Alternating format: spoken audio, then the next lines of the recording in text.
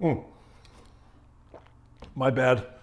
I was just drinking my bulletproof coffee, which is so lovely. I don't want to spill it uh, onto my keyboard, but man, is that stuff good. It's got that brain octane stuff in it, which is the MCT oil, the medium chain triglycerides. Makes you smart. I like to drink that before I do a video blog. So here's the deal. This is what we're going to talk about today. A little video on 3 questions that are really, truly powerful as hell to ask yourself after stuff doesn't go your way.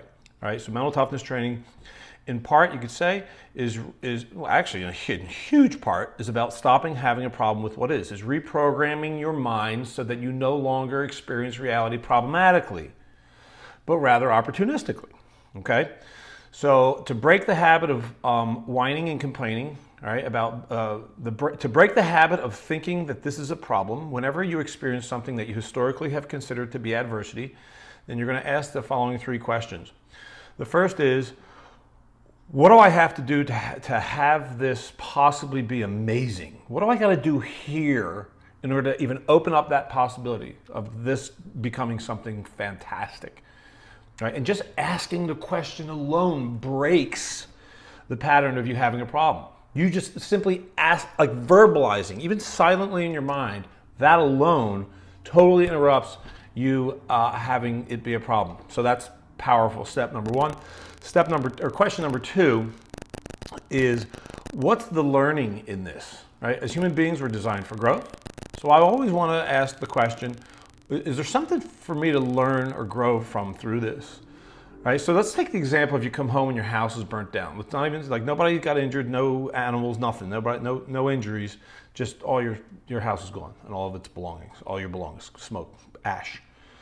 All right. So the most typical response would be, "Holy shit! This is horrible. This is a horror story. I can't believe this happened to me." Right? That's the victim response, and it's extremely popular. It is by far it's like the obvious response to people, but to me it's obviously stupid because it deactivates intelligence and has your life suck. So let's consider the possibility that there is no problem in the world. The only problem is the way I look at it. So let's have your house burning down not be a problem. In fact, let's have it be the opposite. It's actually potentially amazeballs. So the first question is, what do I got to do to have this be amazing? So you've already interrupted it. The second question is, what's the learning?